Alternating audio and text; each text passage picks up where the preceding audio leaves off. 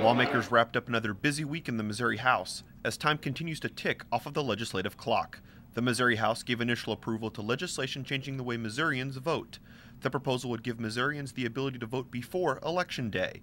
It establishes one early voting center in each of Missouri's senatorial districts. The legislation also requires Missourians to show a voter ID before casting their vote in order to confirm their identity. Supporters believe the ID requirement adds a level of security to the voting process. To give people confidence, not only give integrity to the voting system, but also give people confidence that there is something to trust, that when you cast your vote, it's going to count fully. Opponents argue the ID requirement is attempting to fix a problem that doesn't exist. To date, I still haven't heard one example or one case other than perception. If there's a reality, I'm all for fixing the problem.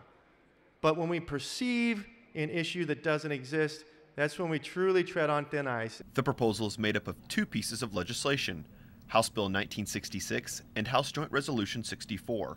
Both pieces of legislation still need to receive another round of approval before moving to the Senate. Lawmakers gave approval to a proposal giving pregnant women the right to use deadly force in order to protect their unborn child.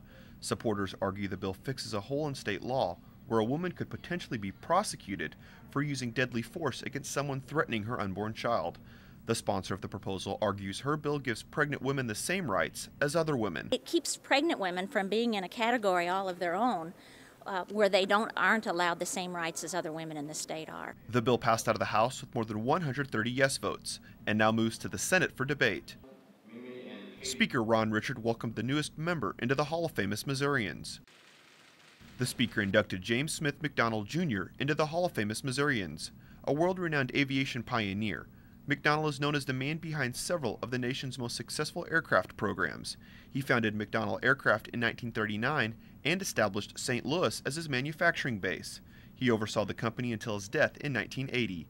In the eyes of the Speaker, McDonald's commitment to St. Louis makes him worthy of the recognition. I thought it was fitting when it was time to recognize outstanding Missourians with a bust in our Hall of Fame, to give it to someone that's gone above and beyond the call for economic development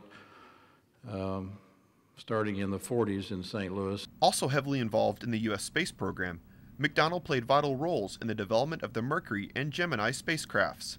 McDonald's bust joins Stan Musial, Walter Cronkite, and others in the Hall of Famous Missourians. Reporting from the state capitol, I'm Jonathan Lorenz.